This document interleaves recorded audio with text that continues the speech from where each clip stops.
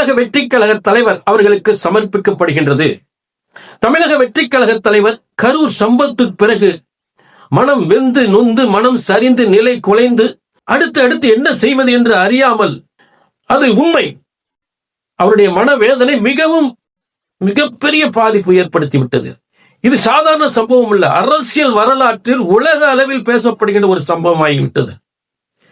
இதற்கிடையில் இந்த சம்பவத்திற்கு முன்னும் சம்பவத்துக்கு பின்னும் பல மீடியாக்கள், பல யூடியூப் நிறுவனங்கள் 2026 தேர்தலில் விஜய் அவர்களால் வெற்றி பெற முடியாது, ஒரு 10 சீட்டு கூட வர முடியாதுங்க, ஒரு 10 சீட்டு கூட வர முடியாது என்று சொன்னார்கள்.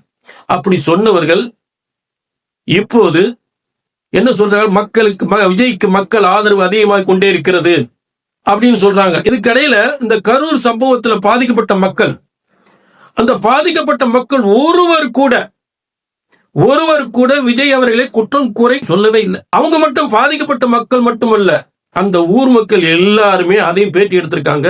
அந்த ஊர் மக்கள் எல்லாருமே விஜய் அவர்களை ஒரு குறை குற்றம் கூறவில்லை. ஆக இதெல்லாம் பார்த்து ஆச்சரியப்படுறாங்க, எல்லா மீடியாக்கள் ஆச்சரியப்படுது. அப்ப விஜய் அவர்களுக்கு மக்கள் ஆதரவு அதிகமாக கொண்டே இருக்கிறதுன்னு அவங்களே சொல்றாங்க. பிரபலமான அடுத்த கட்சி தலைவர்கள் எல்லாம் விஜய் கட்சியில் சேர ஆர்வம் காட்டுகிறார்கள் என்று அவங்களே சொல்றாங்க.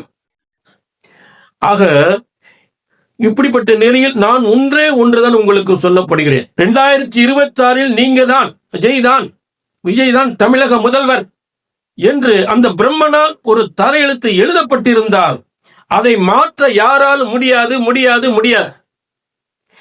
ஆக அதே நேரம் இந்த உண்மை தலையெழுத்து உங்க ஜாதகத்தில் இருக்கு. உங்கள் உண்மையான ஜாதகத்தில் இந்த தலையெழுத்து எழுதப்பட்டிருந்தால் அதை அறிந்து நிமிர்ந்து நில், துணிந்து நில், வெற்றி உனக்கே.